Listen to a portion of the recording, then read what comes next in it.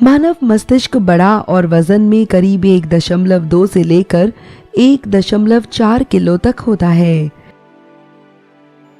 फिर भी ये किसी वयस्क के शारीरिक भार का सिर्फ 2% ही है। हालांकि मस्तिष्क हमारे शरीर की 20% ऊर्जा का उपयोग करता है, क्योंकि ये किसी सुपर कंप्यूटर जैसा है। यह महत्वपूर्ण अंग खोपड़ी के अंदर सुरक्षित रहता है। मस्तिष्क के 3 मुख्य भाग होते हैं: अग्र मस्तिष्क या प्रोजेंसेफेलॉन, मध्य मस्तिष्क या मीजेंसेफेलॉन और पश्च मस्तिष्क या रोम्बेनसेफेलॉन।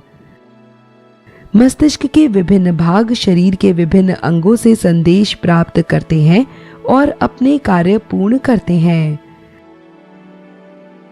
अग्र मस्तिष्क का मुख्य सोचने वाला और स्मृति संजोने वाला भाग है।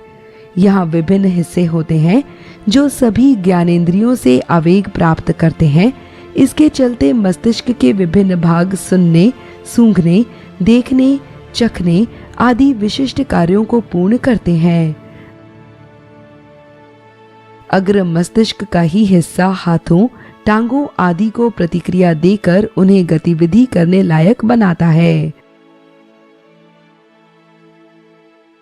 मस्तिष्क के पृष्ठ भाग में उपस्थित अनुमस्तिष्क या सेरिबेलम गतिविधि करते वक्त संतुलन बनाए रखने का काम करता है।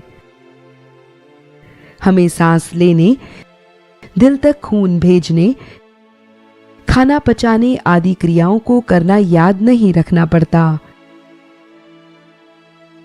पश्चिम मस्तिष्क, खास तौर पर इसका मेडुला वाला भाग, ऐसी जरूरी क्रियाओं का नियंत्रण करता है।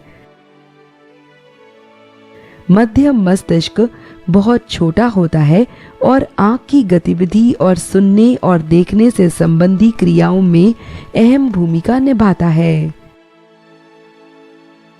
मस्तिष्क के विभिन्न भाग किसी कार्य को साथ मिलकर बेहतरीन ढंग से पूर्ण करने के लिए आपस में सूचना का आदान प्रदान करते हैं।